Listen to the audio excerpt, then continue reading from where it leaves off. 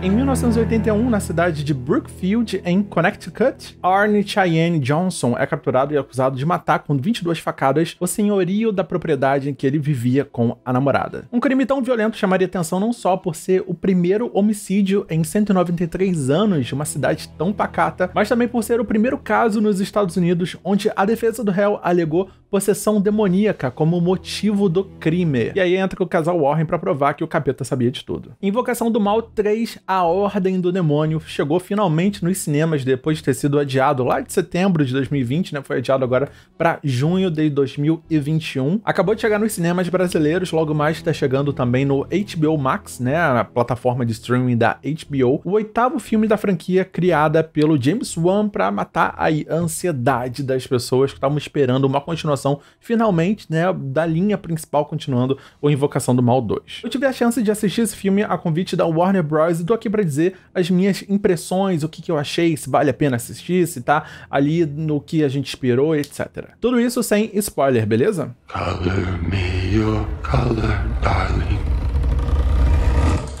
O filme começa muito parecido com a história real, onde o problema da possessão demoníaca acontece com o irmãozinho mais jovem da esposa e da namorada esposa do Sr. Arne. É quando o casal Warren tá lá pra ajudar, né, numa sessão inicial muito sinistra, meio que mostrando pro que veio, né, vai ter possessão, vai ter coisa sobrenatural, vai ter muita coisa acontecendo nesse filme. É a sequência inteira inicial mostrando o que é o filme. Mas é também nesse início que, assim como conta-se na vida real, o Arne, ele pediu para que os demônios saíssem do corpo da criança e entrassem no corpo dele, né, para poder liberar a criança, onde ele pudesse ser o receptáculo. Depois de alguns meses, a gente vê o resultado, como diria o poeta compadre Washington. A gente tem um assassinato super bizarro, super violento, que é também um dos casos mais icônicos da biografia do casal Warren. Já virou documentário, virou livro próprio que ainda não lançou no Brasil, que conta até hoje com certas polêmicas e divergências sobre o que de fato aconteceu. Mas é só até aí que o filme aproveita a história original, né? Depois disso, ele abraça uma licença poética muito grande, inclusive, para transformar a história numa grande investigação sobrenatural, né? O casal Warren utilizando seus poderes paranormais e também todo o seu conhecimento, né? Eles entram nessa história para ajudar a polícia na investigação, a advogada do Warren, né, para defender ele, o que acaba trazendo várias revelações, reviravoltas, uma coisa completamente separada da realidade, né? Traz mais novidades aí, e eu achei bem divertido, né? Bem construído toda essa trajetória até a gente descobrir a verdade sobre essa maldição, essa possessão toda. Então o filme funciona com dois núcleos, né? A gente tem um casal Warren, todos os agregados, né? A galera que tá ajudando nessa investigação, avançando através da cidade, dos casos, das situações. Enquanto isso, a gente tem o Warren, que tá em detenção, e também o seu núcleo, né? Seu namorado, o padre que tá acompanhando ele, tentando resistir à tentação do demônio, né? Da possessão, da coisa toda, porque ainda tá com ele, né? De certa forma. Então fica essa bomba relógio, onde os Warren precisam resolver o problema, o segredo dessa maldição, dessa coisa toda, antes que aconteça o julgamento final dele ou ele acabe morrendo por causa da ação sobrenatural. Nesse momento é importante eu te avisar que o filme ele é produzido pelo James Wan, mas na verdade a direção é do Michael Chaves, que é o mesmo diretor de A Maldição da Chorona. Então com isso você acaba perdendo um pouco assim das possibilidades, eu diria, né? Você vai mais para um terror tradicional, um terror de possessão que a gente já viu, né? Muitos elementos que a gente já viu, né, nos outros 7 filmes da franquia. Então é uma direção, é uma situação, toda a cenografia, acontecimentos, etc, que não traz tanta novidade assim pro que a gente já conhece de filmes de possessão e sobrenatural. Inclusive, várias vezes eu acabei sentindo meio que um tom de documentário de TV, né, quando você não tá desenvolvendo a parte de terror, uma dramatização de televisão, quando você tá desenvolvendo mais o drama, tá desenvolvendo ali os flashbacks, né, história por trás daquela coisa toda. Então eu senti que faltou um pouco mais de, talvez, de ambição, principalmente quando você vai fazer as cenas de terror, né? O filme todo, ele é pontuado por momentos de terror, de susto. Eu não vou dizer que foram cenas ruins de terror, né? Mas meio que foi o arroz com feijão ali. Ele não tenta inovar, ele acaba avisando muito, né, que é uma cena de terror. Ele prepara o espectador ali pro jumpscare, então fica tudo avisado e simplesmente não funciona pra mim, porque é algo que eu já vi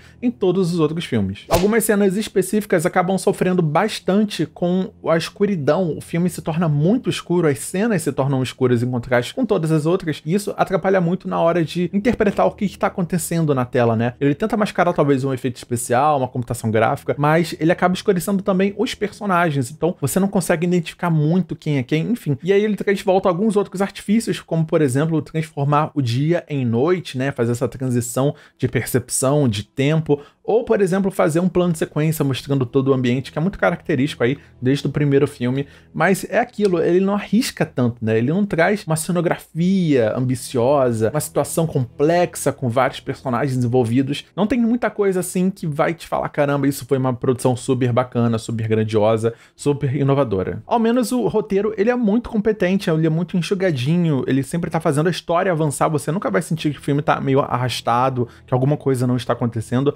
até as cenas de susto, você tá um momento ali onde você tá tentando conseguir uma informação ou vencer algum obstáculo, então isso tem todo o mérito aí do roteirista, deixa eu pegar a cola aqui, David Leslie Johnson McGoldrick, que ele fez o roteiro aí do Invocação do Mal 2, Aquaman, A Órfã e vários episódios aí do The Walking Dead também, então é um cara que sabe muito bem o que ele tá fazendo com o roteiro. Talvez o que eu mais tenha sentido falta na história em si, no caso, né, seriam as cenas de tribunal, me lembrou muito o Exorcismo de Emily Rose, sabe, que você tem cenas muito icônicas aí de tribunal, o embate de argumentos, né, aquela adrenalina, tentando convencer um ao outro, o júri, etc. E no caso do Invocação do Mal 3, não foi tão utilizado, né, acho que poderia ter sido melhor trabalhado, mais exposto aí sobre essa discussão de argumentos. Tudo é muito simples, muito resolvido rapidamente. O que é ótimo, né? Porque já é o 8º filme da franquia, o casal Warren é muito especialista, muito bom em fazer com que as pessoas